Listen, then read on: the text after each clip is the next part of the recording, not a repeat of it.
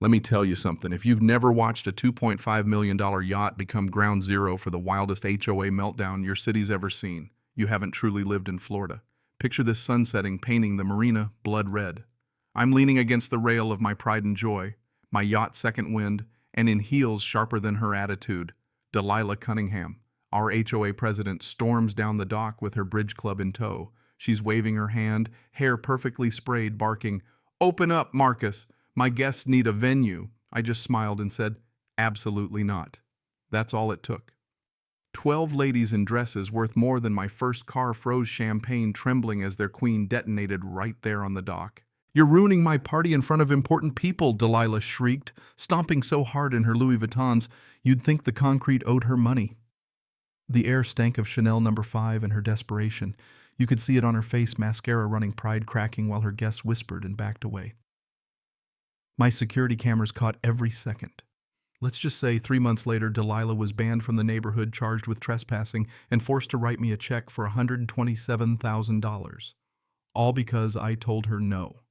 So yeah, drop a comment, tell me your wildest HOA war story. Let's see who survived the worst of these neighborhood tyrants. Now, I'm Marcus Rivera, 22 years. Navy retired and divorced. Lost half my pension to a woman who hated the water and thought my biggest threat was hurricane season. I settled in Pelican Bay Estates, where the average neighbor is more familiar with Medicare than TikTok, and drama usually means someone's sprinkler got a little frisky with the neighbor's Buick. I bought myself a modest condo, and more importantly, that Grady white yacht out there tricked out with every bit of military-grade gear I could get my hands on. For me, that boat was more than a boat. It was proof I survived, that I'd earned this slice of peace. Then Delilah moved in, and that peaceful marina went straight to hell. Think of every nightmare you've ever heard about a rich, entitled widow running an HOA, multiply it by 6 years of unchecked power, and give her a bank account fat off pharmaceuticals. Delilah ran this place like some medieval Duchess armor made of Chanel, a BMW so white it glowed, and a temper that could turn the tide.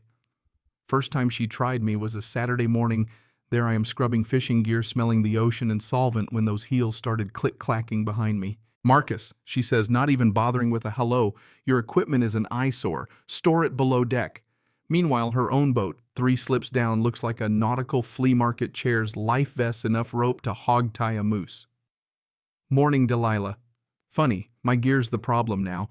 She gave me that look, one that could freeze jet fuel. My bridge club notices these things. Property values matter. I set down my brush. "Last I checked, we all pay the same marina fees." She smiled. "We'll see about that."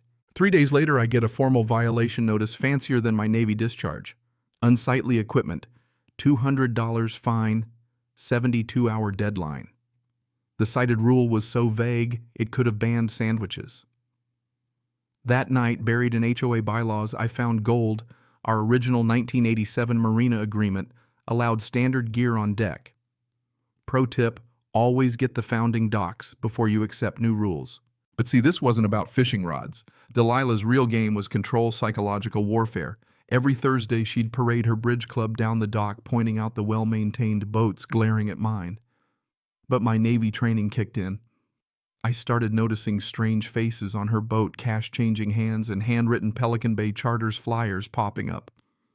That's when it hit me. Delilah was running an illegal charter business out of our residential marina. All that harassment, classic misdirection, eliminate the witnesses. Time to fight back. She called an emergency HOA meeting with 72 hours notice, bare minimum, hoping nobody'd show. The agenda: enforcing marina aesthetics. Translation: destroy Marcus Rivera. Walking into that clubhouse felt like stepping into a kangaroo court, stale coffee, buzzing lights, 3 board members, her bridge buddies, and a dozen confused residents. I sat in the back, phone recording. 22 years in the Navy taught me to document everything. Delilah got up, showing poster-sized photos of my boat taken at dawn by a pro. "Multiple anonymous complaints," she said, clicking her rings against the podium. "We need enhanced standards." Herb Goldstein, the only accountant in town with more sense than patience, asked. "Who complained?" "Anonymous complaints protect residents," she snapped, glaring at me. I stood. "Since I'm the only target, can I respond?" "This isn't a forum, Marcus. Please sit down." They voted 4-0 for new rules, no visible gear, $500 fines, possible slip loss. But here's the twist: Delilah slipped.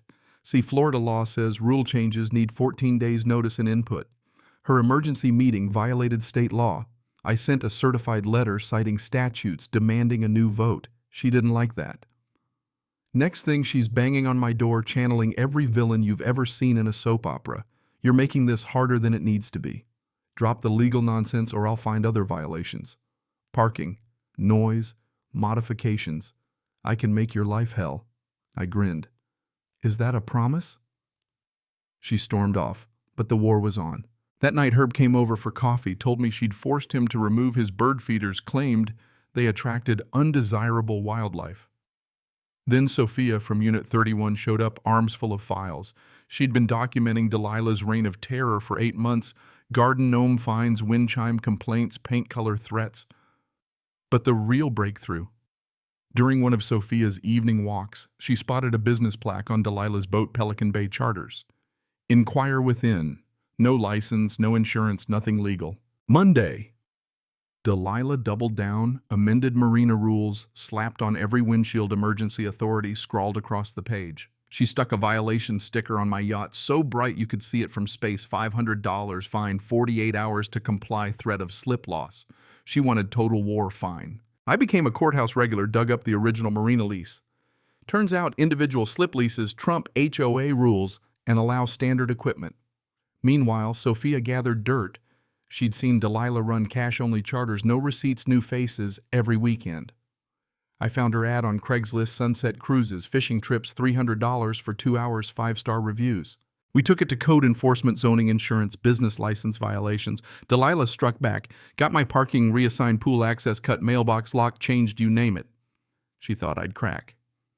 Instead, the community started waking up. Herb kept records. Mrs. Issa came forward about being threatened over her Chinese New Year decorations. Tom, a Vietnam vet, had his American flag accidentally tossed during landscaping. I hired Patricia, a tough-as-nails HOA attorney. She pointed out selective enforcement is illegal. When you win in court, the HOA pays your fees and damages. That's when I found the surveillance camera under my dock, aimed right at my slip, no authorization, no notification. Illegal as it gets. Patricia's eyes lit up. That's criminal stalking. File a report tonight. Friday, county officials hit Delilah with a blizzard of citations, illegal charters, safety violations, zoning infractions. Her empire crumbled, but she wasn't done. She staged another board meeting. Her secret weapon, Brett, her deadbeat nephew, claimed my yacht was a fire hazard. I played a recording, Brett admitting Aunt Delilah, I don't know anything about boat wiring, followed by Delilah coaching him to fake expertise. The room went silent. I produced my Coast Guard certifications while Brett's license expired years ago.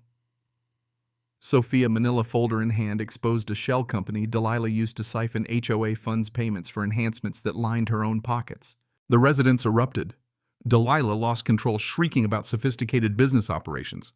But Mrs. Issa cut her off. You stole our money. Delilah grabbed her purse, threatened everyone, and stormed out. Sophia called a vote. Delilah removed €23. But she fought dirty. Eduardo, Sophia's husband, a retired banker, audited our books, $180,000 missing. Delilah never filed financial disclosures, invented fake assessments, laundered cash through her shell company. Patricia confirmed state and federal charges, incoming embezzlement, mail fraud, civil penalties. Insurance was voided by her illegal charters, putting all 47 owners at risk of bankruptcy if something went wrong. We mobilized. Amanda, a forensic accountant, traced every dollar. Neighbors, once afraid, shared stories and documents. Herb coordinated witness statements. The media got wind. Janet Mills, a reporter known for busting HOA crooks, made us front-page news. County and Coast Guard officials swarmed, shutting down Delilah's boat. Her insurance gone, her yacht became a paperweight. Desperate, Delilah snuck out at midnight to sabotage my yacht, caught on camera dumping sand in my engine, $8,000 in repairs. Sheriff Martinez saw the footage, multiple felonies, trespassing, attempted fraud. The arrest was public, Delilah cuffed in her robe, neighbors watching. But she hired a sleazy PI to dig dirt on me, spread rumors, and even tried bribing Sophia with $5,000 to recant testimony. Sophia recorded it all, witness tampering, another felony. The FBI joined the case. Delilah threatened to dissolve the HOA, needed 80% votes, got 3. Sophia elected president. Delilah permanently banned. Her last lawyer tried to paint me as an unstable vet, but my record showed nothing but honor service and medals. Even Brett turned whistleblower, confessing that Delilah had coached him to lie and escalate harassment. In the end, Delilah's fortune vanished into legal fees and restitution. Her yacht was sold, her BMW gone. She moved to an apartment with no HOA to bully. Our new leadership brought real transparency, open meetings, public finances, neighbors helping neighbors. We used her $127,000 check to start a scholarship fund for veterans' families. And me. My business thrived. I made real friends, and every time I step on my deck, I remember you can beat these power-hungry bullies if you stand your ground, stay organized, and bring your community with you. So what about you? Ever face down an HOA tyrant? Drop your story below. Let's expose these bullies together.